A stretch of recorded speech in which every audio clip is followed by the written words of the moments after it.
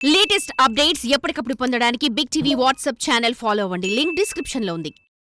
తెలుగు సినీ పరిశ్రమలో మరో విషాదం చోటు చేసుకుంది. ఎన్నో సినిమాలకి పాటలు రచించిన కులశేఖర్ కన్నుమూయడం జరిగింది. ప్రస్తుతం జూబ్లీ హిల్స్‌లోని మహాప్రస్థానంలో ఆయన భౌతిక కాయానికి తన ఫ్యామిలీ కానీ, తన స్నేహితులు కానీ, తన సన్నిహితులు ప్రతి ఒక్కరు కూడా వచ్చి నివాళులు అర్పిస్తున్నారు.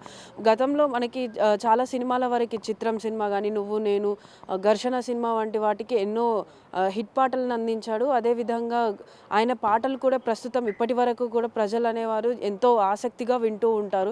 ఎప్పుడో రచించిన ఆ పాటలకి ఇప్పటికీ కూడా క్రేజ్ ఉంది.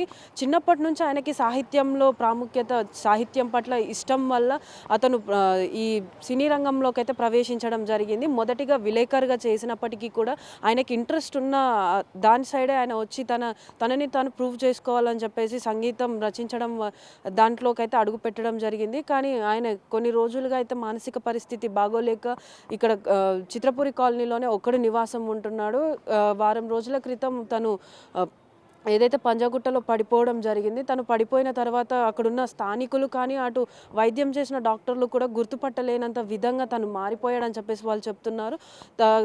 వైద్యం అందిస్తున్న సమయంలోనే అతను వైద్యానికి స్పందించకపోవడం, హఠాత్తుగా మరణించడం అనేది అయితే బాధాకరం అని చెప్పేసి తనతో తోటి రచయితలు కానీ, సంగీత దర్శకులు కానీ విచారం వ్యక్తం చేస్తున్నారు. మరిన్ని విషయాలు ఇక్కడున్న సంగీత దర్శకులను మనం అడిగి తెలుసుకుందాం. కులశేఖరుడు, చలనచిత్ర కవిశేఖరుడు ఈ లోకాన్ని నిష్క్రమించి వెళ్ళిపోయారండి.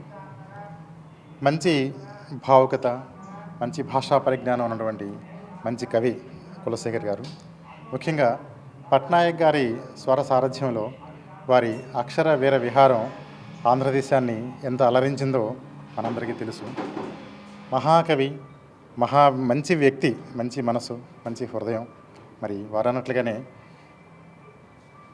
ఈ చిగురు గుండెలోన అలవో, ఏ చిలిపి కళ్ళలోని కలవో, నువ్వు అచ్చుల్లోన హల్లువో, జడ కుచ్చిల్లోన మల్లెవో వంటి మధుర ప్రణయ గీతాలు అందించినటువంటి మంచి కవి. మరి ఏ అన్నారు వారి రాసినటువంటి పాటలోనే అందమైన మనసులో ఇంత అలజడెందుకో అన్నారు. మరి వారు రాసినట్లుగానే ఇంతమంది తెలుగు ప్రజల హృదయాలలో ఆయన అలజడి సృష్టించి వెళ్ళిపోయారు. మరి వారు భౌతికంగా మనకు దూరమైనప్పుడు కూడా వారు అందించినటువంటి చలనచిత్ర గీతాలు కానీ, వారితో మాకు ఉన్నటువంటి ఆ వ్యక్తిగతమైనటువంటి ఆ సాన్నిధ్యం, వారి మంచి హృదయంతో మమేకమైనటువంటి మా మధుర జ్ఞాపకాలు మాతో ఉంటాయి. ఆ మహనీయునికి ఇదే హృదయాంజలి, అక్షరాంజలి. నమస్తే. కులశేఖర్ ఒక సినీ పరిశ్రమ ఒక మంచి రచయితని కోల్పోయింది అనడంలో అతిశయోక్తి లేదు. ఎందుకంటే కులశేఖర్ సంస్కృత ఆంధ్ర భాషల్లో కూడా అత్యంత పాండిత్యం, ప్రావీణ్యం ఉన్న వ్యక్తి. కులశేఖర్ నాకు మా కాలేజీలో బీవీకే కాలేజీలో మేము ఇద్దరం క్లాస్మేట్స్మి, విజ్ఞాన భారతి కళాశాలలో. అందులో మేము క్లాస్మేట్సే కాకుండా మేము ఇద్దరం స్టేట్ డిబేట్ మేట్స్మి. పొద్దున్నే మా ఇంటికి వచ్చేసేవాడు. మా ఇంట్లో ఇద్దరం భోజనం చేసి మేము కాలేజీకి వెళ్ళిపోయేవాళ్ళం. అది నిజంగా ఒక విధమైన అనుభూతి. నాకేదైనా అంటే నేను ఈనాడు ఒక పాటల రచయితగా ఒక స్థిరపడ్డానంటే నాలో ఉన్న ఒక వక్తని, రచయితని కూడా వెలికి తీసింది కులశేఖరే. అలాంటి వ్యక్తిని మనం కోల్పోవడం కొంచెం బాధాకరమైన విషయం. అయితే మోక్షం పొందేడని నేను చెప్పగలను. ఎందుకంటే ఏకాదశి మరణం, ద్వాదశి దహనం చాలా అదృష్టం అని ఒక విధంగా చెప్పవచ్చు.